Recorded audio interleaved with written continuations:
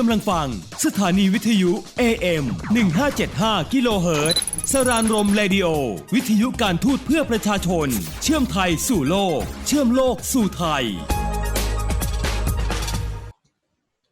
สวัสดีค่ะคุณผู้ฟังทุกท่านขอต้อนรับเข้าสู่รายการหน้าต่างโลกกว้างทางวิทยุสรานรมกระทรวงการต่างประเทศวิทยุเพื่อประชาชนออกอากาศทางคลื่นความถี่ AM 1575และออกอากาศทาง Facebook Fanpage สรานรมเรดิโอค่ะวันนี้ดำเนินรายการโดยดิฉันอัญชลีเรืองขจรค่ะจนถึงวันนี้นะคะทั่วโลกรวมถึงประเทศไทยยังคงต้องเผชิญกับการระบาดของเชื้อไวรัสโควิด -19 นะคะที่ผ่านมารายการหน้าต่างโลกกว้างได้สัมภาษณ์ผู้เข้าร่วมรายการชาวไทย2ท่านที่เดินทางกลับจากสวิตเซอร์แลนด์และเยอรมนีทำให้เราได้ทราบถึงสถานการณ์ในต่างประเทศและกระบวนการเดินทางกลับประเทศไทยว่าเป็นอย่างไรมีขั้นตอนมีความยากลำบากและมีความน่าประทับใจอย่างไรบ้างในวันนี้ขออนุญาตพาท่านผู้ฟังนะคะเปลี่ยนบรรยากาศมารับฟังประสบการณ์ของชาวต่างชาติที่อาศัยอยู่ในประเทศไทยในช่วงโควิด -19 บ้างนะคะ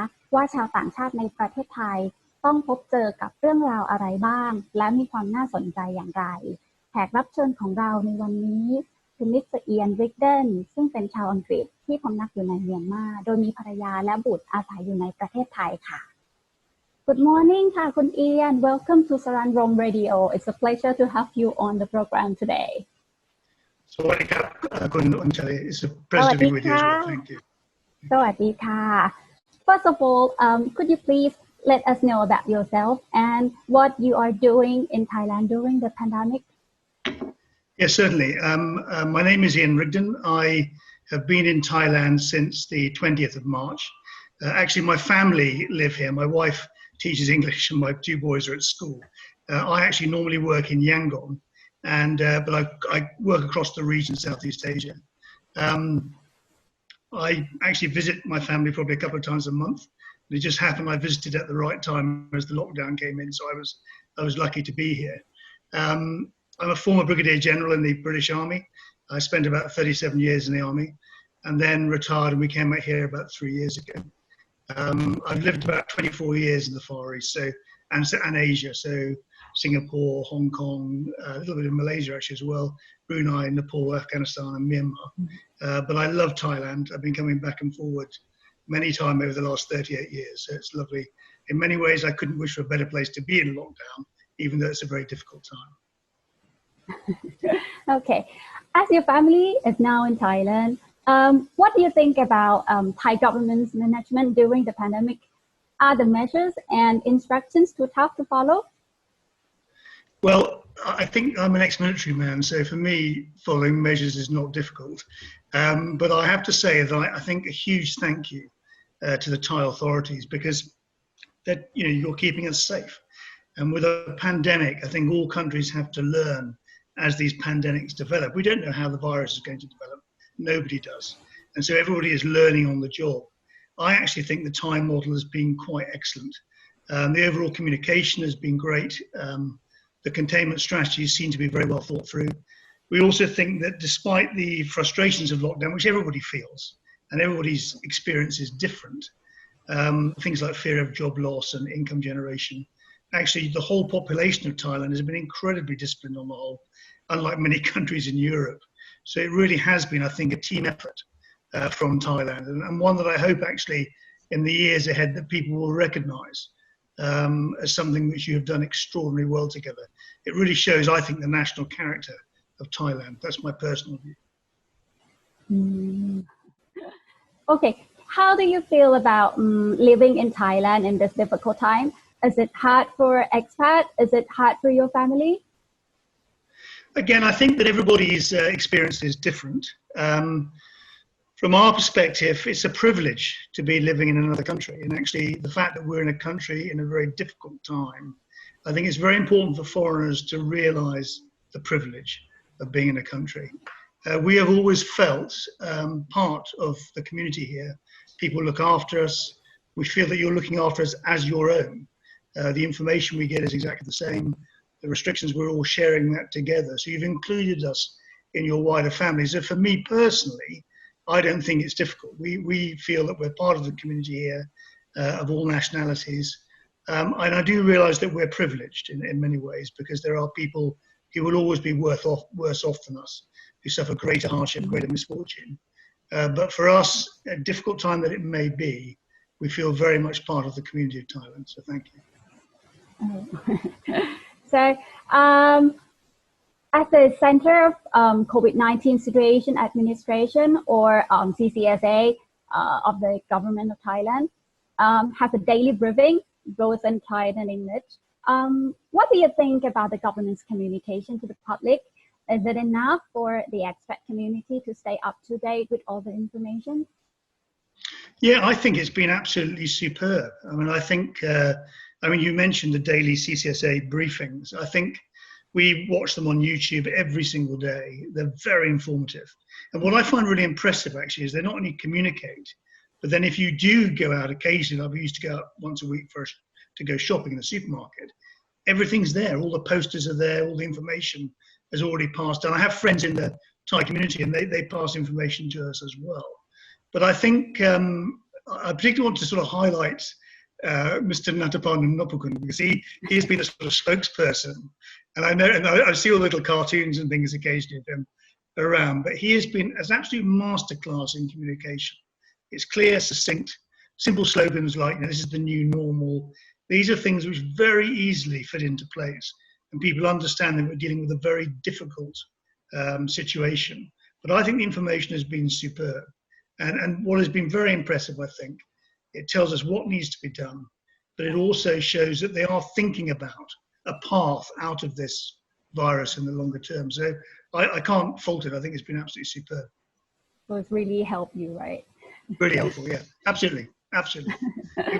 we make my children listen to it every day as well. They enjoy it, so it's good. Oh. So, as you're normally living and working in Myanmar, and you're now in Myanmar also, and you come to visit your family in Thailand a couple of times a month, as you say. May I ask you about the immigration process during lockdown? Is it more difficult? Well, I come back and forwards, as I say, quite often. I'm here now for the next couple of months, but during this period. But I think immigration have a pretty thankless task, because it's a really important job. It's also it's the face of Thailand. When you first arrive in Thailand, it is the face of Thailand. That's how people see it. And I've been to some countries where immigration has been very difficult. I've never found that with Thailand. Normal time, always been very courteous, always very well organised. Even when they're long queues, things have been done very well.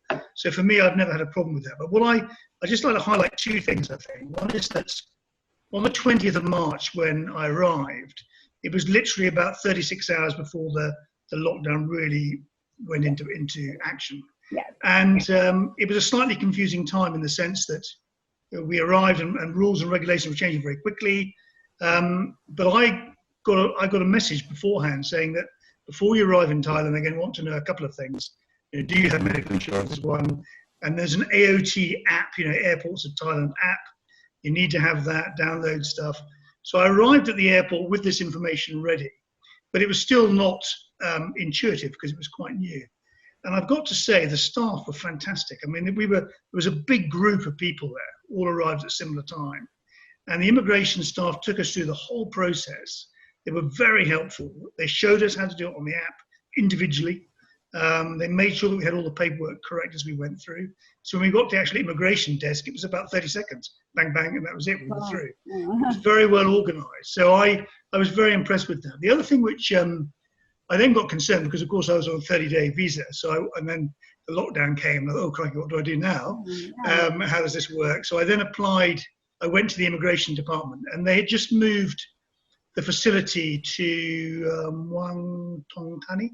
I think there was moved it to a temporary place, which was a 5-story or maybe 6-7-story car park.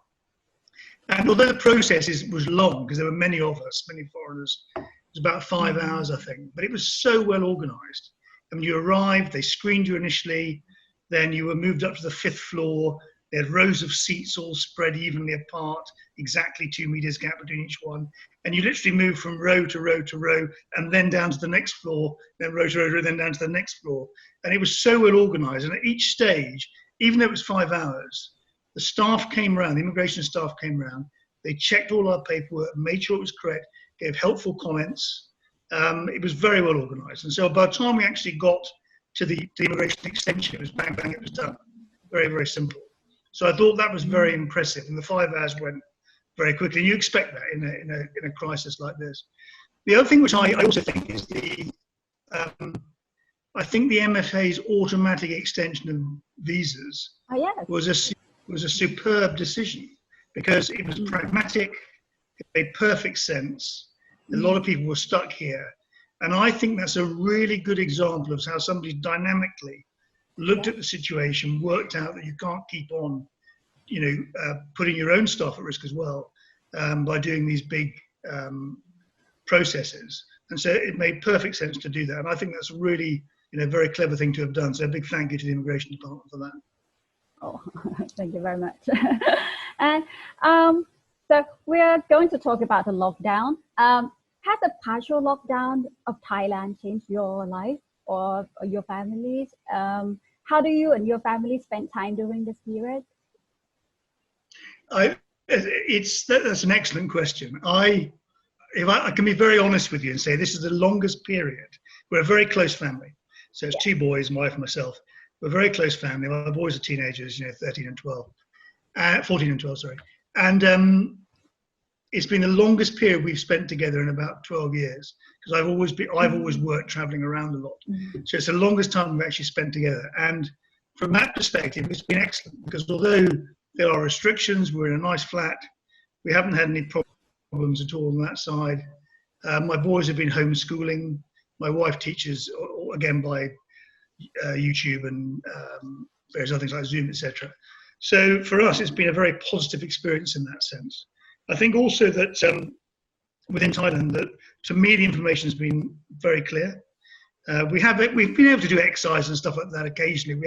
We're lucky in our block because we have an empty car park on the 5th floor, so you can just walk around that for hours, which is a bit boring. But nevertheless, it still keeps you fit and active. And there's nobody else there, so it's just us. So occasionally we get out 1s and 2s and do that, which is great. But I think the other thing which I think has been very interesting to us is it's the essential services. I mean, my son's had dental treatment for a brace. So the dentists have been open. One of my sons cut his head open falling on a cabinet the other day. So we had to go to the hospital. But all of that was working perfectly, superbly. And I think also the essential services, things like being able to pay a bill in 7-Eleven for your electricity or go to the supermarkets, that has been superb. And the supermarkets, I think, deserve a bit of a plug as well, because I think in terms of food security, the supply chain in this country must be superb, because I've never seen anything lacking. There's always been pretty much, even if it's not the exact product, there's always something else. So they've always had plenty in all of the shops, which has not been the case actually in a lot of other countries. Many other countries have had shortages. We've never found that. We haven't hoarded anything, but we've never found there's been an issue with buying stuff once a week going down to the shop. So I think overall for us, it's been a very positive experience. We do miss interacting, obviously, with friends and people directly, but nevertheless, we've been able to do that by YouTube and little clips of film and WhatsApp and Zoom and things like that. So, yeah, positive. We've managed to make it a positive, I think. Oh. Very nice. Could you please tell us about so living in Thailand during the coronavirus outbreak? So was it different from the past, or? Yeah, it is different. I mean, I think obviously we love Thailand, and we've been coming here for many years. And when I was in the military, I was based all over Asia, Southeast Asia. So when I was living in Hong Kong for long periods, or in Brunei, I used to come here quite often. And we're a very outdoors family, so we are very much into trekking in the jungle. We love going to elephant sanctuaries. We love, whitewater rafting, all these kind of things. So for that, it's in our imagination that one day we'll be able to do that again. But that's the thing that we miss the most. But eventually we'll come back to that, and scuba diving, that kind of stuff. Eventually we will come back to that. So I think we've always felt that this will eventually, there will be some type of control. over the virus, and we will be able to return to a more normal life. And Thailand's a fantastic place to be. I mean, I think, for us, it's a beautiful country, lovely, friendly people. I think despite the difficulties of the lockdown, etc., I think people have always been very kind to us. And I also think that the government, as I said before, has made the necessary precautions. I mean, they're trying to keep us safe. And it's a really difficult balance for the government, because on one side, people are going to complain because, you can't go to work or you can't do this. But on the other side, if we don't do that, then actually people could die because of this virus. So I think that balance is very much, I think in the longer term, everybody will understand that it's been for the general good. So from my perspective, I really think we want to thank CSSA, the MFA in particular on the immigration side, the immigration authorities, police, difficult job doing those curfews, because curfews are never popular. I've been there, I've done it as a military guy. They're never popular to have to do that, but you have to do it sometimes. The medical services, your scientists, I mean, they have, quite often on YouTube, you have these wonderful little debates between scientists looking at how the virus might mutate and how they might be able to deal with it. I've been so impressed with some of those. I mean, the Thai scientists who've been working really in the coal face, literally, right at the front in action, if you like, trying to do that. I don't think they get enough credit for what they do, but they really, really deserve it. So I think, my perspective, if I had to be in lockdown anywhere during this, I'd rather be in Thailand than anywhere else. I think Thailand has handled it extremely well from that perspective. And I think in the long term, people will realise that the tough measures were necessary. I think so. Oh, yeah, I think so. Yes, as you mentioned, a lot of people talking about the new normal. As an expat, how do you see your life changed by the coronavirus? Yeah, it's very fun. Of a few years ago, because I'm a historian by background as well, so a few years ago I was doing a study into the Spanish flu of 1918, so looking at it from that perspective. And it does change people's lives. I mean, I think that there are a couple of, there's some negatives and positives. I think on the positive side, I think that the natural environment will have benefited from this. And Thailand's got one of the most beautiful natural environments in the world. So I'm sure there will be some benefit from that, particularly for the animals, plant life, etc. That will definitely grow and develop. Already, if you must know this. I mean, Bangkok, obviously, the lack of pollution has been staggering. I mean, and at night you can look out and it's so crystal clear. You can see the stars amazingly, etc. Whereas at various times in the past, it's been much more polluted. So I think there's one positive side is the natural environment has had a bit of a boost. I think also on the positive side, maybe as people, that has made us more aware of that natural environment and what we need to protect. So there's that side. I also think, again, on the positive side, that people won't take people for granted. So I mentioned things like the immigration department, police, and that the difficult job they've had to do, MFA, etc., and the CCSA. People will realise that they've had to make tough decisions for their safety. So I like to think, perhaps, that around the world there may be more respect for those organisations and agencies as time goes on, because they have kept us safe in that sense. On the negative side, the difficulty might be that people having, there will be job loss, there will be difficult problems for people as they move on in the future. So that will be socially, I think it will be quite difficult for some people. And I think that it's very important that we all countries recognise that and do more to support those who are underprivileged or in a very difficult position because of the virus. And I know there are various measures being put in place by a lot of countries to do that. So that's one negative side. I think also potentially, of course, it could go the other way. I talked about protecting the environment, but it could go that suddenly everybody wants to work, so suddenly pollution gets greater, etc. So I think it's that balance to be had as we emerge from that. But I think overall, yeah, it's an interesting question. I think it will definitely change. I think we'll be more cautious. I think people will be more cautious about their interaction as well for some months to come or years to come, potentially after the virus. Okay. Thank you very much, Kun Ian, for being with us today and for sharing your thoughts with our listeners. All the best for you and your family during this tough time. Thank you very much. ขอบคุณครับ สวัสดีครับ ค่ะ Good Anjali. Thank you. Goodbye. Bye. สำหรับรายการหน้าต่างโลกกว้างในวันนี้นะคะหมดเวลาลงแล้วพบกันใหม่โอกาสหน้าวันนี้ขอขอบคุณและสวัสดีค่ะ